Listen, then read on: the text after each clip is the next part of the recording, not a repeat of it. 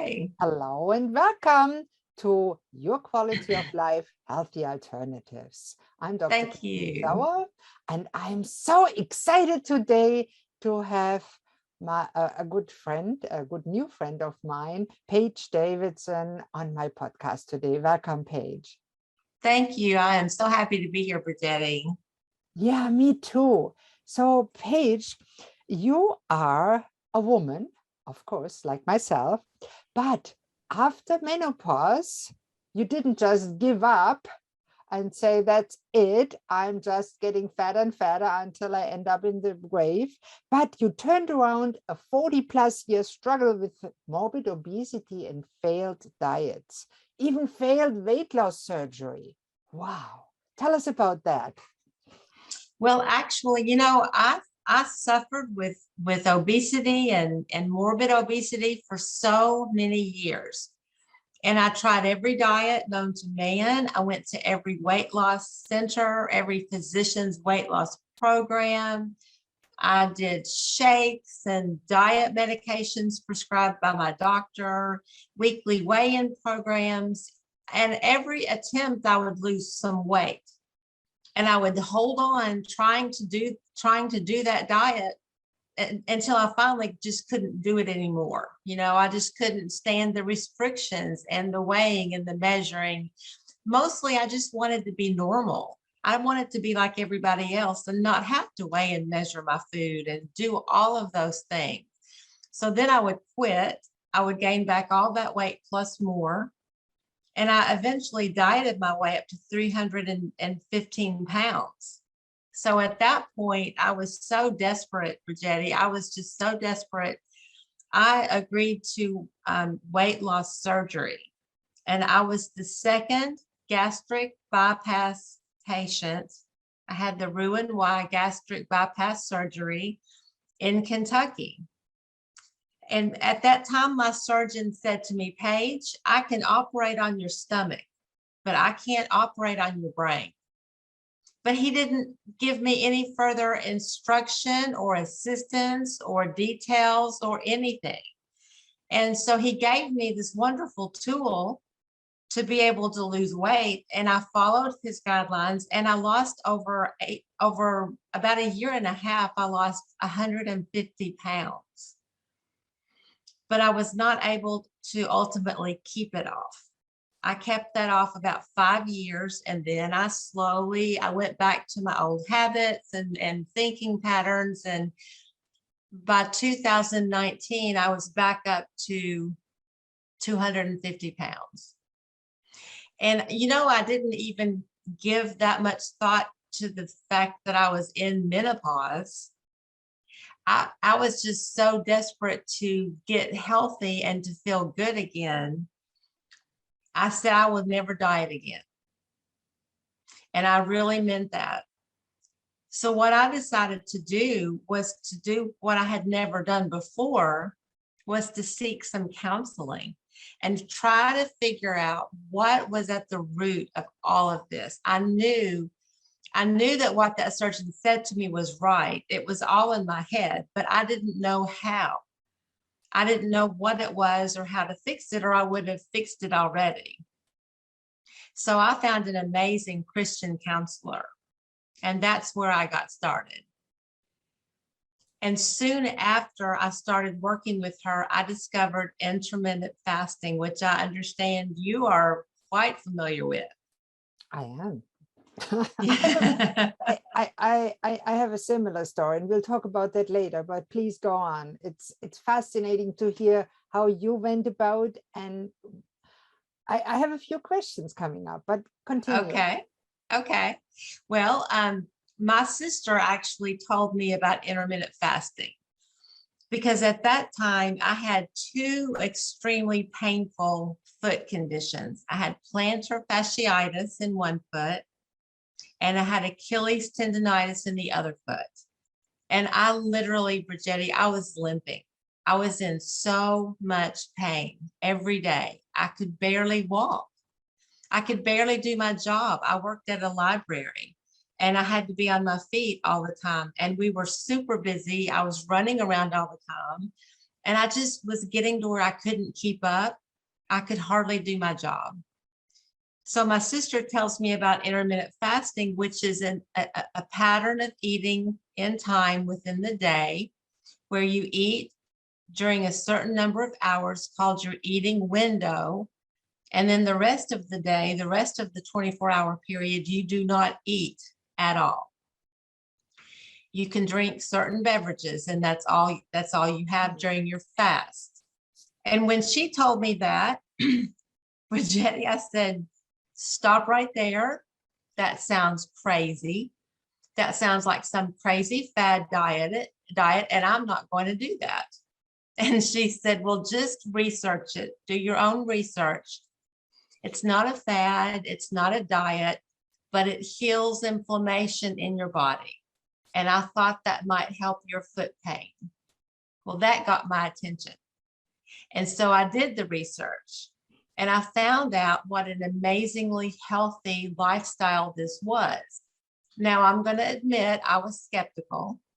I still thought it was a diet, but I was so desperate to get out of pain. I thought, I'm going to try it and just see if it helps my pain.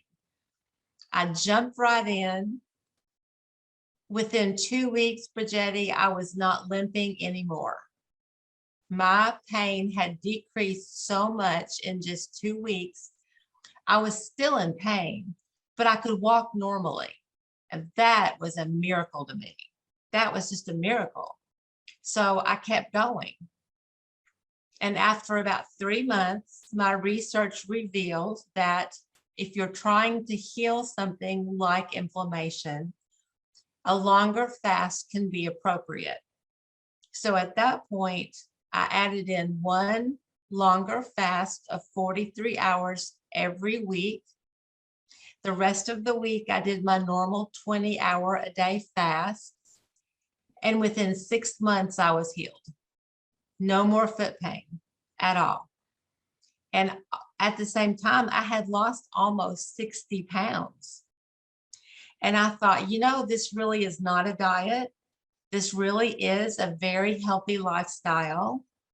I was leaning towards making good, healthy choices because I wanted to, not because somebody was standing over me telling me what I had to do. And I just rebelled against that. Somehow, being empowered to make my own choices made the hugest difference. It just made all the difference. I went on to lose 110 pounds in 14 months. Wow. I cured those inflammation driven conditions. I cured my obstructive sleep apnea. For the first time in my life, my BMI was normal. All of my blood pressure and glucose levels and all of those numbers were in healthy range. That had never happened before. So I just find intermittent fasting to be just miraculous. It is sure it seems miraculous to our modern world. For me, it was a natural solution after I stumbled across it, because I had done history of medicine for a long time in medical school as a naturopath.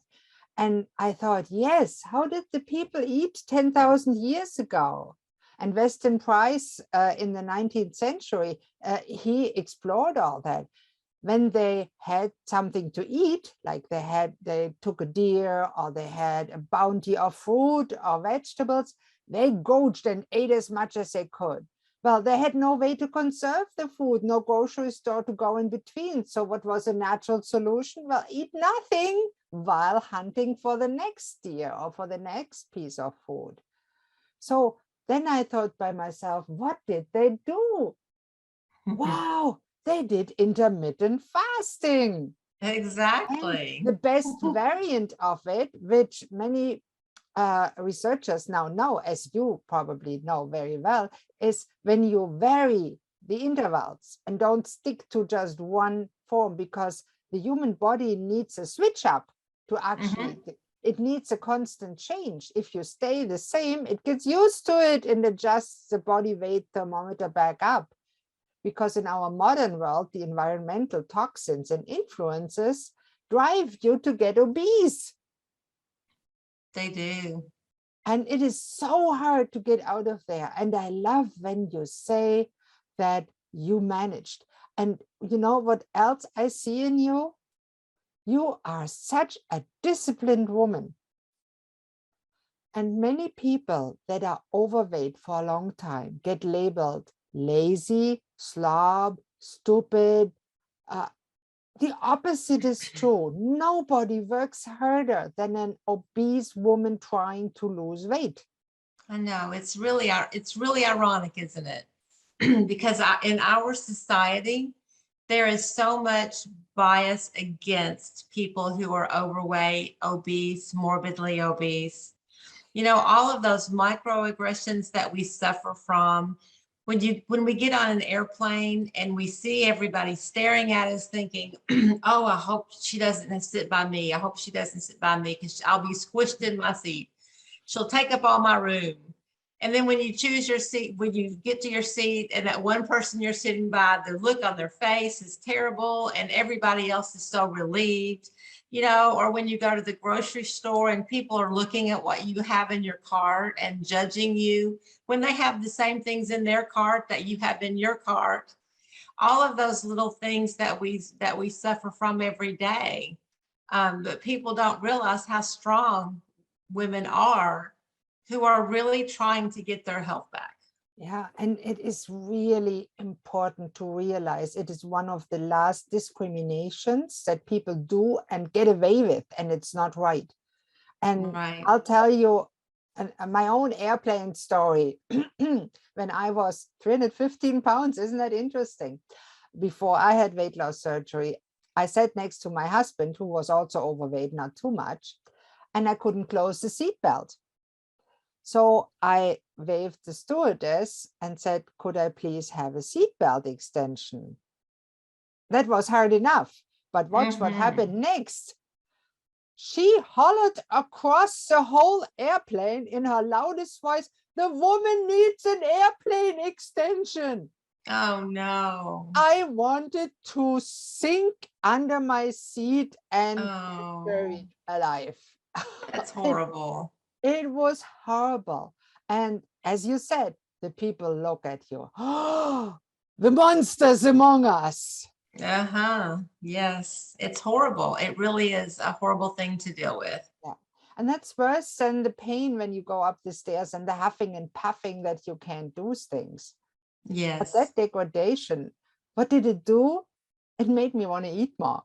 Of course. Of course. It's part of the problem. Wow. And people like me and you that experience that, they need a good strategy and coach to do that. Now, I think it is so important to share those stories because it is possible to change that.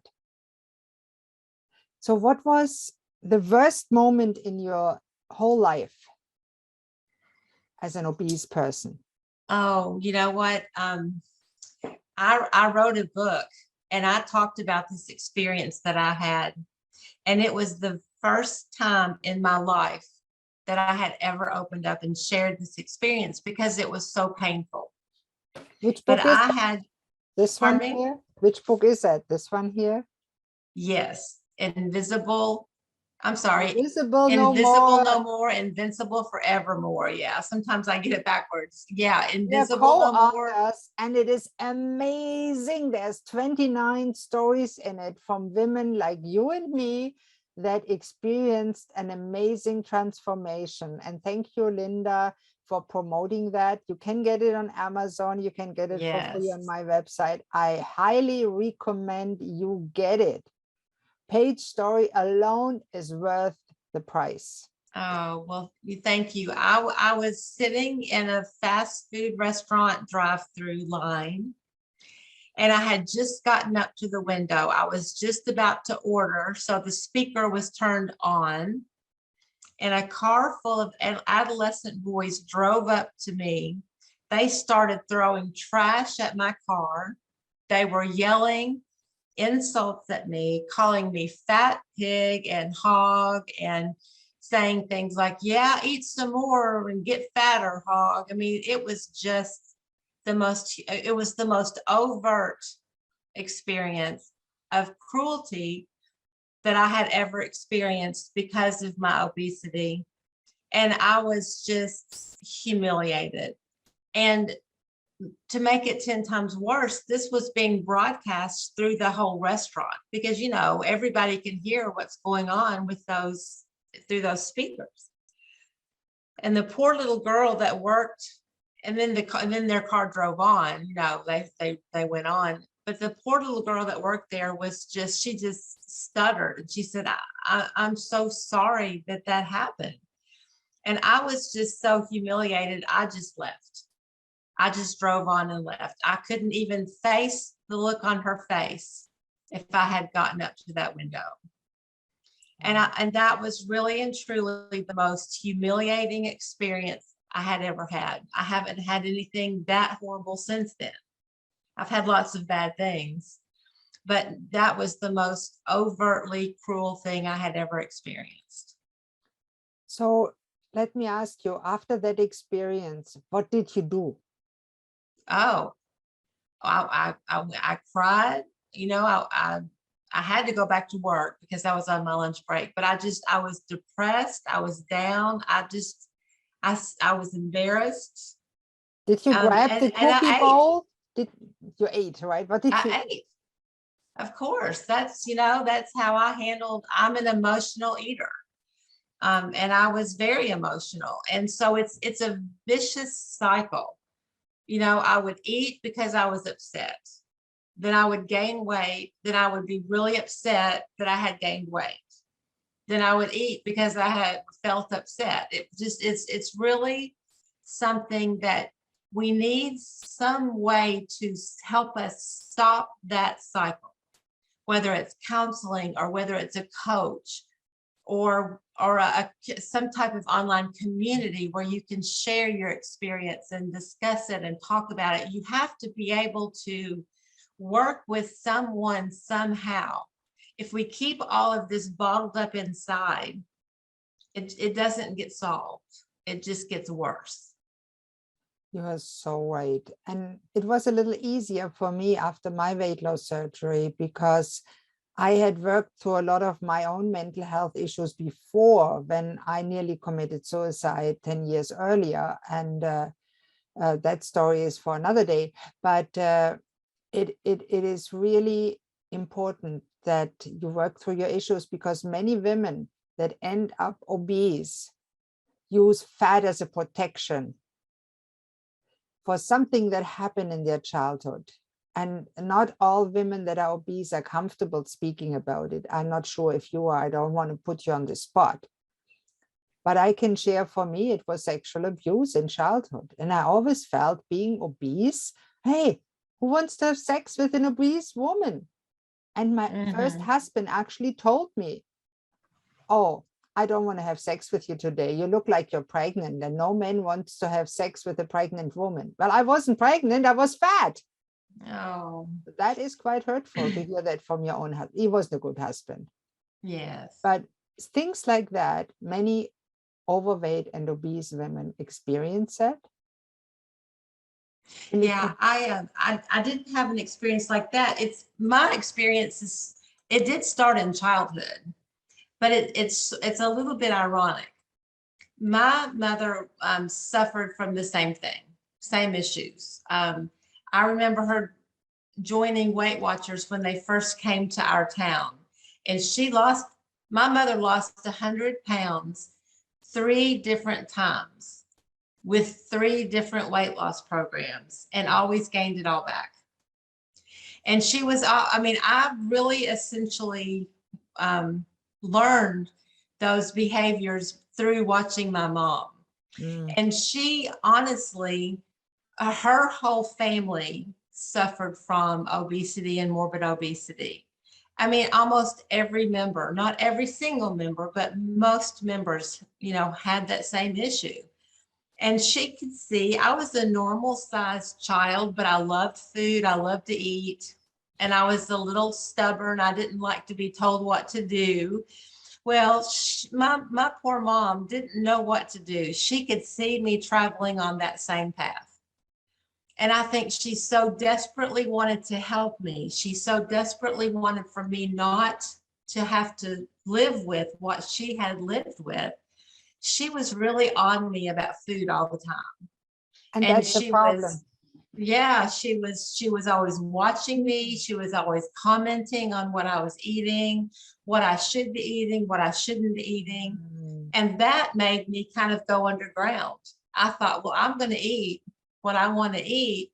And if she's going to give me a hard time, I'll just take it and hide it in my room and eat it when I want to. Mm. So that started all those kinds of behaviors. So it's really ironic that my poor mom was trying her very best to help me, but those things were harmful to me.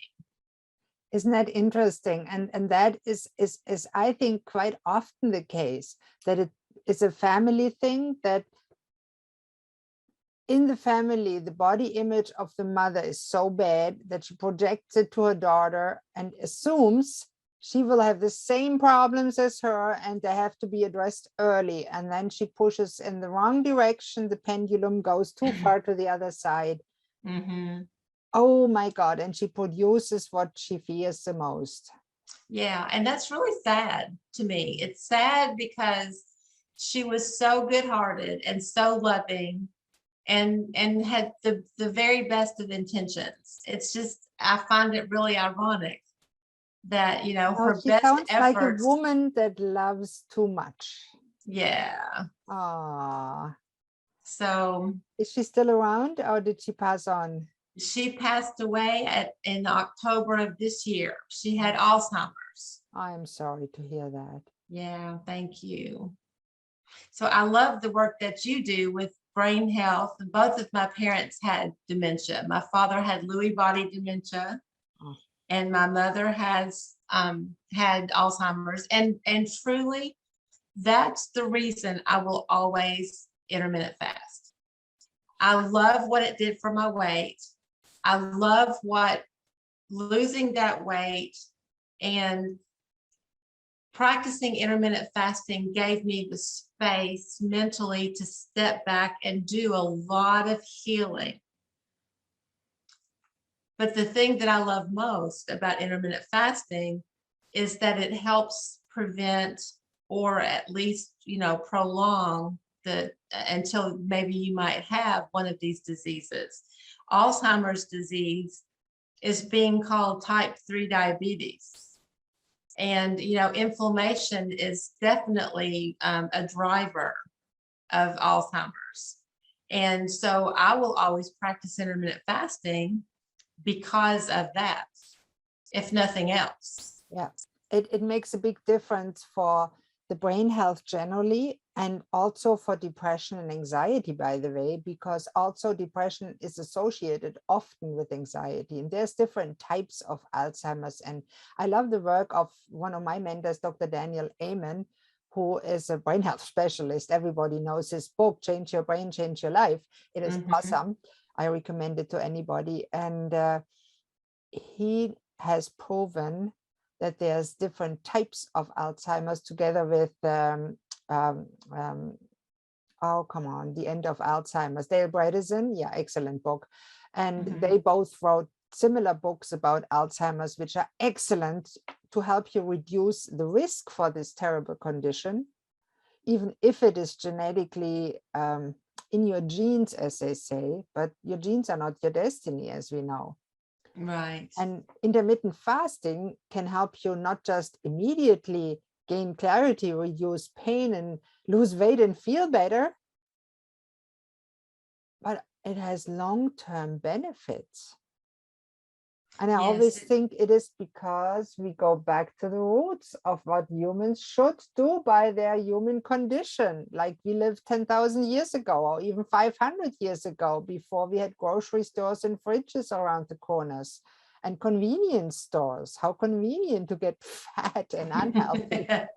It is very convenient to help you get fat, isn't it? And for mental health, the disaster is the asocial media. Yeah, but intermittent fasting really helped me not only with my physical health, it helped me with, clarity and spiritual health, Yeah. emotional health and wellness, mental health. I suffered from low-grade depression for years and took 2 medications for that. And I finally healed my emotions and my body and my everything to where I didn't need one of those medications at all anymore. My physician, of course, I always work with your physician, but my doctor took me off one medication and greatly reduced another. So I really have found true holistic health through intermittent fasting. And that is the story to really share and share forward, because anybody that wants a journey that includes weight loss and eating healthier, feeling better, should at least explore and try intermittent fasting as a way of natural healing. And I'm so glad you are doing it. Now, let me ask you, when you see clients as a coach, I know you do intermittent fasting a lot for your clients. Yes. What process do you take them through? Well, when we discuss intermittent fasting, I generally advise my clients to start off very slowly and start with a shorter fast and a little bit of a longer eating window, and kind of gradually and naturally increase their fasting time.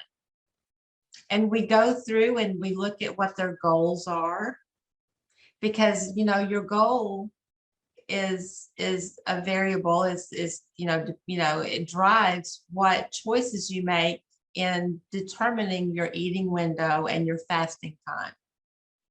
And research has shown that even if you do a 16-hour fast and an 8-hour eating window, that's not really a weight loss protocol, but it still delivers health benefits. There are many people who don't even need to lose weight, but they practice intermittent fasting because of all of the many health benefits.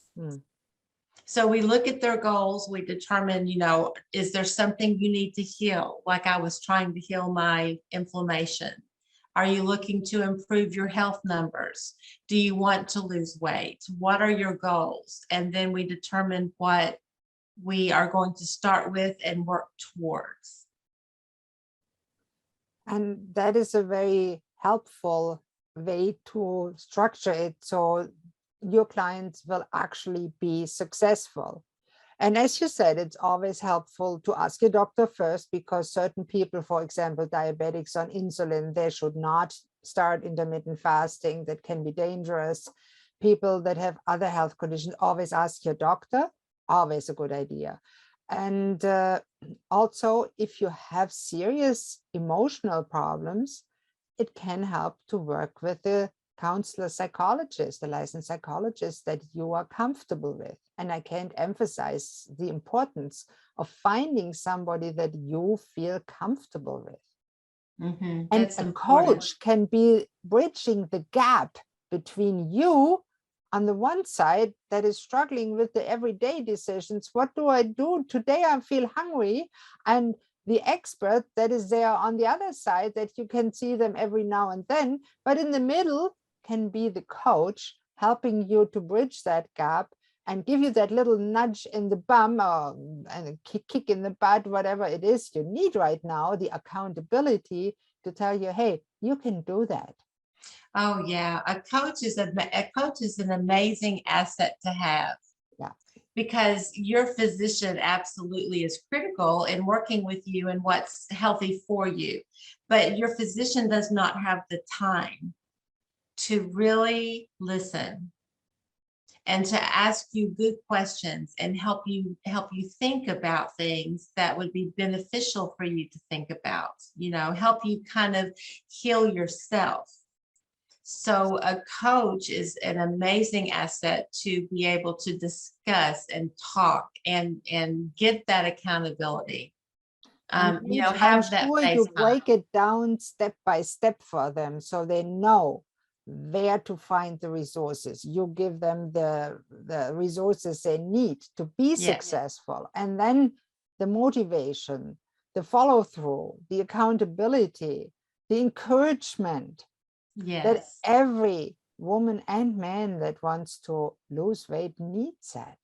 And some emotional Absolutely. support, and just being able to reach out by email and say, hey, I'm having a hard day. Can you tell me what's going on? And you say, hey, could it be that? I went through that before. And boom, light bulb, and problem solved. Well, and that's right. And to work with somebody who has actually been there, Yeah. who actually knows what it feels like to be morbidly obese, who knows that vicious cycle, who has been in it for years and was able to figure out a way to come out of that, to turn it around. Yeah. So I work with women who have had weight loss surgery and then unfortunately gained that weight back. You talk about rock bottom. When you do the ultimate weight loss attempt and then it's not ultimately successful for you, that is so hard to live with. So but that doesn't mean you can't be successful and you can't be happy. I didn't know about intermittent fasting when I had weight loss surgery. And it served a purpose. It was helpful. I lost a lot of weight. Now I gained most of it back, but it was, at the time, it was the best that I had. I really think people confuse the tool with the solution. Right. Because weight loss surgery is a tool. The Exactly. solution is to change your eating habits, and you need a good coach to do the latter. You need a surgeon to do the weight loss surgery. And I feel still most people that are 150, 200 pounds overweight benefit from getting that tool. I never regret having it had myself. But you have to be aware that it's not the solution. It's like using a ladle to make soup. Yeah, it doesn't work. If you want the soup, you have to cut the vegetables and all the little things. The ladle is a good tool to put it in the bowl. That's a great example. There is research that shows, good coaches are behavior change experts. Exactly. And that is the difficult part about losing weight. It's not even about the food so much as it's hard to extinguish bad habits. It's difficult to establish healthy new habits and be consistent. And we go to the doctor and they tell us, this is what you need to do, A, B, C, D, E, go do it. Well, most of us take those recommendations home, throw them in the drawer and carry on because we need support. We need support in those behavior changes. And that is also part of the value of a great coach. That's absolutely crucial. And I'm so glad you are doing that for your people. So if somebody is watching this video show or podcast, listening to the podcast, and they say, wow, I have to try that. I have to meet Paige. I have to talk to her. What can they do? You can go to my website, fastingwithpaige, PAIGE.com. And you can read all about my story. I have different programs and options and price ranges. And I love to work with groups. I call myself a crew coach. I want to join your crew. Instead of collecting, a group of strangers, I would love to come into your group as a part of your group, work with you and help you and your friends, your family members, because I think there's so much value to community. Yeah. And I do individual coaching and love that. But I especially love group coaching because I just love the power of community. Yeah. And when you're, when you are working with your, I have two sisters and they're my crew and we do everything together. And so, I love working with small groups of people who have connections and laugh together and cry together and commiserate and have accountability and all those things. So all of that information is on my website and I would love to work with you. So that's wonderful, Paige. And I will make sure that this information is shared on the video and in the description. Thank you Thank so you. much for sharing your story and being the bright light that this world needs to create more sparkles in people's eyes. We all need that, won't we, sisters?